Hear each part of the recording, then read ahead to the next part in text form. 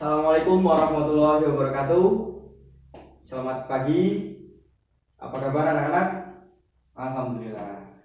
Sebelum kita mulai kegiatan pada pagi hari ini, mari kita mulai dengan berdoa. Berdoa menurut agama dan kepercayaan masing-masing. Berdoa dimulai. Selesai? Baik. Sebelum Bapak mulai, Bapak absen dulu ya. Sebelumnya, apakah ada yang tidak hadir? Oh ya, pinjam pulpennya ya. Siapa? Oh, Rahmat. Rahmat kenapa? Sakit. Oh ya. Lalu ada lagi? Jafar. Oh, sepupunya nikahan. Oh ya. Jadi Manggala Yudo di sini. Oke. Nanti kalian presensi di sini sudah Bapak tandai. Ya, langsung saja. Baik. Minggu lalu kita sudah mempelajari tentang pengertian dan ciri-ciri teks anekdot. Apakah kalian masih ingat apa itu pengertian teks anekdot? Ayo. Ya, pojok. Oh ya, silakan. Ya, betul. Jadi teks anekdot itu sebuah cerita atau hampir mirip dongeng. Dan teks anekdot itu bersifat lucu dan mempunyai topik seperti kritikan, sindiran tentang politik, pendidikan, dan lain sebagainya.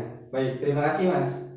Ya, lalu ciri-ciri teks anekdot apa saja? Ya, menghibur, betul, menghibur, lucu, mengkritik, ya, terus memiliki tujuan tertentu.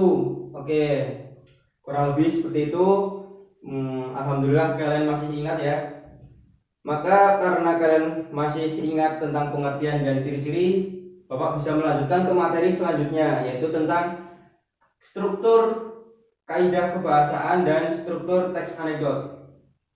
Yang pertama ada struktur teks anekdot itu apa aja? Ada 7. Yang pertama, ada yang tahu sebelumnya, ada yang sudah tahu struktur teks anekdot itu apa aja? Belum ya? Baik, berarti kalau kalian belum tahu bisa Bapak lanjutkan untuk menjelaskan apa saja itu struktur dan kaidah kebahasaan teks anekdot. Yang pertama Bapak jelaskan yaitu tentang struktur teks anekdot. Yang pertama ada abstraksi. Apa itu abstraksi? Abstraksi itu berisi gambaran awal. Jadi sebelum kalian membuat teks anekdot, kalian harus mempunyai gambaran awal. Kalian harus menentukan arah teks anekdot itu seperti apa gitu. Selanjutnya ada orientasi. Orientasi itu latar belakang peristiwa teks. Jadi setelah kalian menentukan gambaran, kalian menentukan latar belakang teks tersebut. Ya, mungkin ya. Selanjutnya ada event.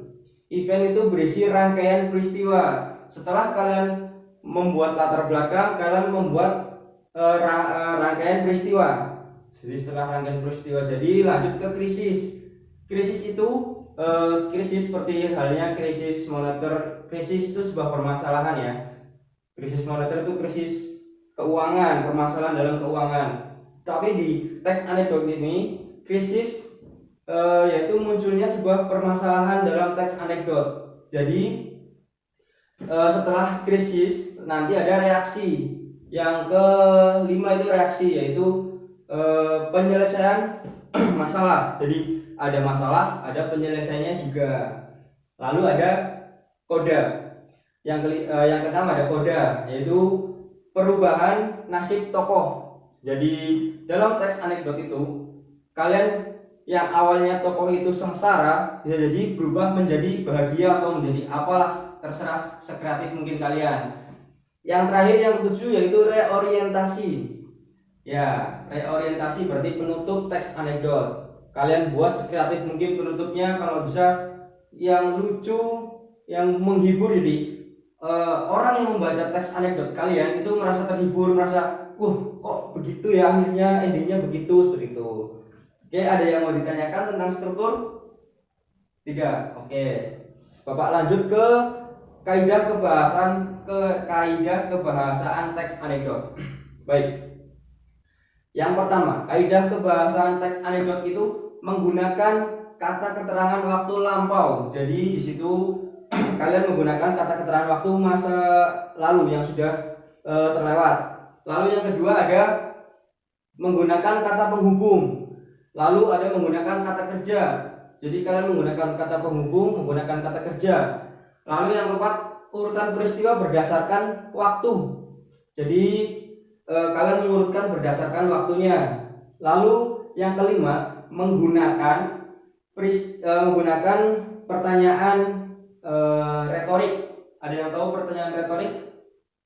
Ya, pertanyaan retorik itu pertanyaan yang tidak perlu dijawab, pertanyaan yang tidak memerlukan jawaban, seperti itu. Ada yang mau ditanyakan lagi? Sudah paham? Belum ya? Oke, lanjut. Di sini Bapak sudah membawa media teks anekdot. Di sini ada kotak-kotak. Di sini tuh ada juga ini jatuh. Ada juga busur dan anak panah.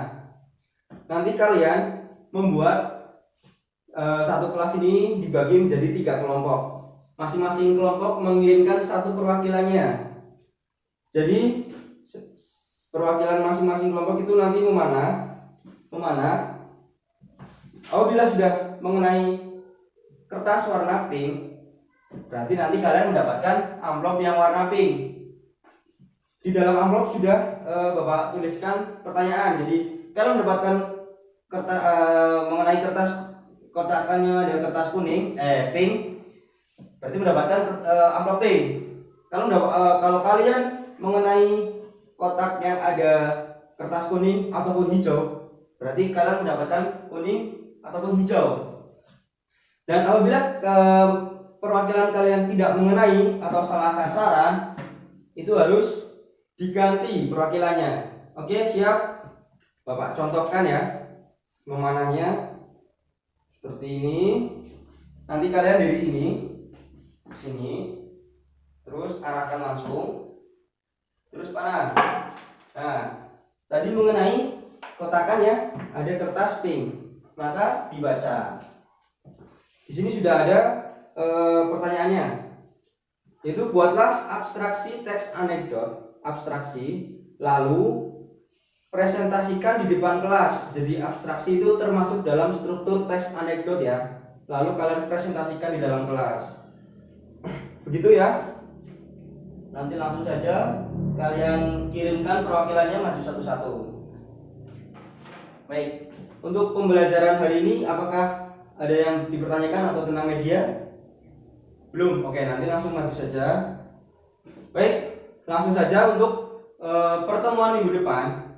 Bapak memberikan tugas pada kalian untuk membuat teks anekdot. Dan kalian satu kelompok, itu kan ada 3 kelompok.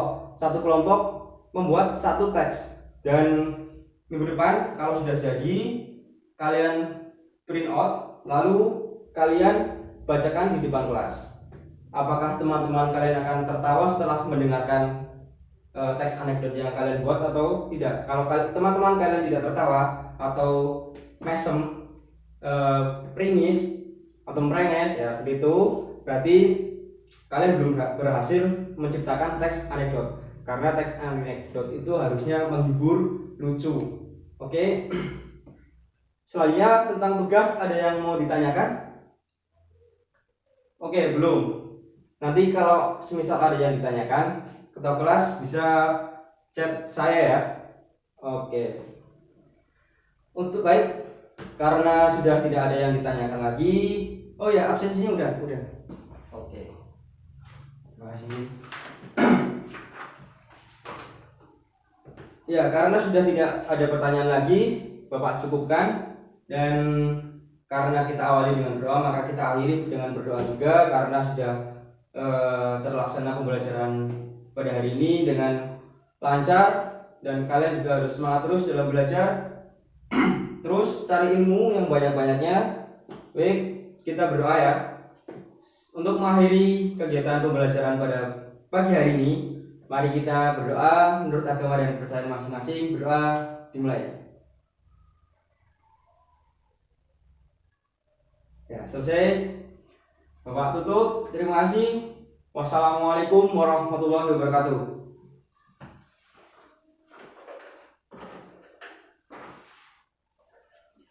Nanti ketua kelas tolong dibawakan ini ya medianya. Terima kasih.